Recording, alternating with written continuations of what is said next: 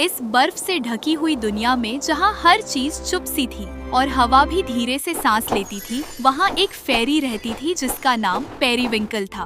उसे लगता था कि यह जंगल सिर्फ ठंडा है, मगर असल में यह जिंदा भी था। और जब वह उस खामोश जमीन पर उतरती है तो बर्फ के नीचे एक हल्की सी रोशनी चमक उठती है, जो पहले सिर्फ रिफ्लेक्शन लगती है लेकिन धीरे धीरे तेज हो जाती है, जैसे जमीन के नीचे कुछ जाग रहा हो। अचानक हवा बदल जाती है और बर्फ के झर्रात अजीब तरीके से घूमने लगते हैं, जैसे कोई अनसीन फोर्स उन्हें कंट्रोल कर रहा हो। और फिर एक हल्की सी आवाज हेल्प सुनाई देती है, जिससे पेरीविंकल का दिल तेज हो जाता है और वह उस रोशनी के पीछे जंगल के अंधेरे हिस्से में चल पड़ती है, जहाँ रास्ता तंग और खामोशी गहरी होती जाती है। आखिरकार वह एक पुराने दरख्त के पास पहुँचती है जो बर्फ में जम चुका होता है, और उसके अंदर एक फेरी कैद होती है जो कमजोर मगर जिंदा होती है। पेरीविंकल जैसे ही बर्फ को छूती है तो रोशनी अंदर से धड़क उठती है, जैसे कोई दिल हो।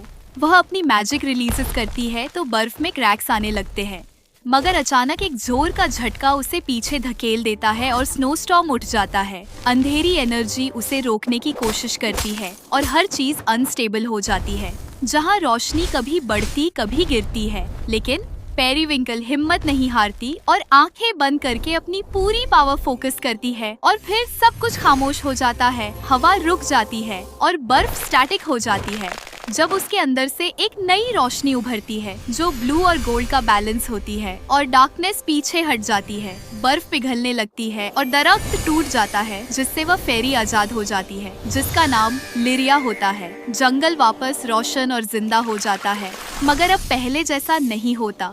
पेरीविंकल थक कर भी मुस्कुराती है और लिरिया उसे शुक्रिया कहती है। लेकिन जब सब ठीक लग रहा होता है तो दूर कहीं एक और रोशनी चमक उठती है, और पेरीविंकल रुककर धीरे से कहती है कि अब क्या होगा, और यह कहानी यहीं से आगे बढ़ने का इशारा देती है।